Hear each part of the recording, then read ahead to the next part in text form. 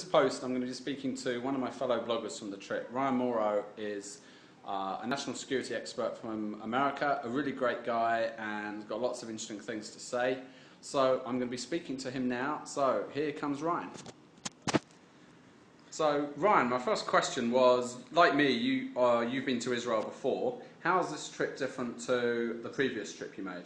Well, I was in Israel for about a month last year, and we focused on the history and the political elements, which is what I write about. But I had really missed another element. That was the cultural, the societal factors that are going into Israel. And so what I found this trip is I identified a lot more with the Israeli students and with Israel as a whole. I don't feel like I'm in that much of a foreign place. And so now when I hear about Hebrew University being bombed or a supermarket being hit by a suicide bomber, it feels as if Rutgers University in New Jersey, where I'm from, has been bombed. I realize that there's no fundamental difference between myself and Israel, which I already knew, but now it has a lot more of an emotional impact. And the second major observation I had is, I'm coming away a lot more hopeful that there's going to be peace. And what struck me this time is we went to one village, Abu Ghosh, which is a Muslim village that lives in peace with Roman Catholic monks, and a lot of the customers at the shops are Israeli Jews who are constantly talking about how much they love to go there for the hummus. And we went to a restaurant, and I'm sitting with my Jewish Israeli friends at a Muslim-owned restaurant in a Muslim village. I mean, you would think, based on what you hear in the United States and the West as a whole, that that's impossible because the Israelis and the Arabs, the Muslims, are essentially two little kids that just hate each other and are never going to get along. And so you think this would be a big surprise to a lot of people? I mean, America's a fairly supportive country of Israel, probably the most supportive country outside of Israel in the world. But you still think things like this will be of a big surprise to a lot of people? Yeah, because the college campuses are a universe of its own in the United States, much like it is in Western Europe and elsewhere. And on top of that, I mean, even though the United States is generally more supportive of Israel, there's a lot of pessimism. It's very common to hear things like people saying, oh, they just hate each other, they've been at war for thousands of years, and it's never ever going to be solved. And I'm coming back a lot more optimistic. The other thing I would mention that was really cool is I got to drive an electric car, and we went to a site owned by a company called Better Place, and it's the irony of it is that Israel is the ones that is leading the world towards not energy independence, but a lot less energy dependency. So not complete independence, but still a step in the right direction.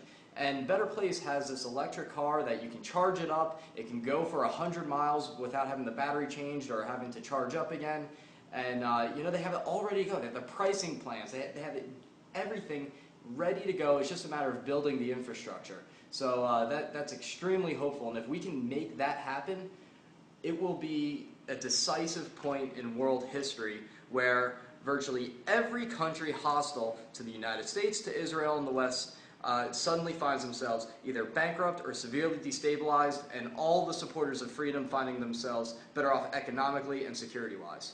Now, I know that Golda Meir, former Israeli PM, once said jokingly, I've got an issue with this Moses guy. He spent 40 years with us in the wilderness just to lead us to the one part of the Middle East that doesn't have oil. And the Better Place might be finally redressing that issue that she referred to by ending the dependence on oil. Which part has, apart from Abu Ghosh, which part have you I know you enjoyed the cars, what else have you enjoyed and what's kind of surprised you most here? Well, I'd say the things that surprised me would be the things that I mentioned, but really the thing that was most comforting about coming here is, I mean, look at this. This is the apartment that we stayed in, so it's very homely.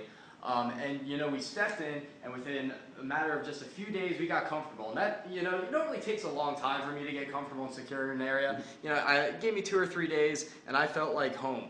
And Israel is a card-carrying member of the West. And the message I want to bring home to your readers and to the West is really the things that make me love America and love the West are embodied here in Israel. You cannot distance the two.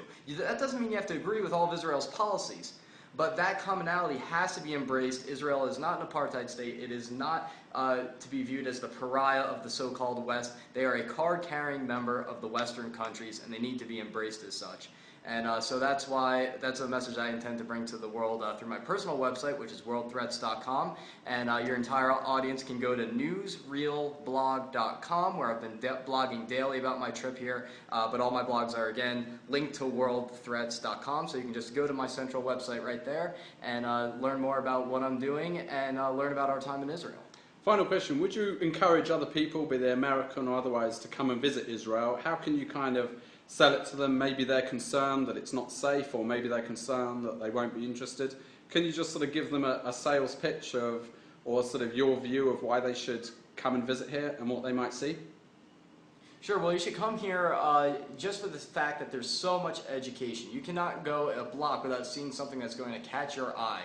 And you just marvel at everything around you, especially in Jerusalem. You can look there, and you can look there, and you will just be absolutely amazed. So aside from the fact that it's beautiful and that it's a place, probably the most critical point in the entire world, you should absolutely feel safe. I mean, I gotta tell you, the problem of terrorism very rarely came up when I was talking to Israelis. In fact, they don't even like talking about it that much because it almost is denigrating them by constantly defining Israelis as the non-Palestinians, as the people who are fighting with the Palestinians and Arabs, when in reality they're trying to cry out and say our identity is a lot more than that. Look at what we're doing in innovation. Look at what we're doing at the colleges. And so, that's another thing that's really impressed me, and that's something that I think everyone should experience, that Israelis are not just the people that are in conflict, they are much, much more than that, and I invite you to come and experience that for yourself. Great, thanks for this, Ryan. And do you want to just give your blog names one more plug at the end? Sure, my personal website is worldthreats.com.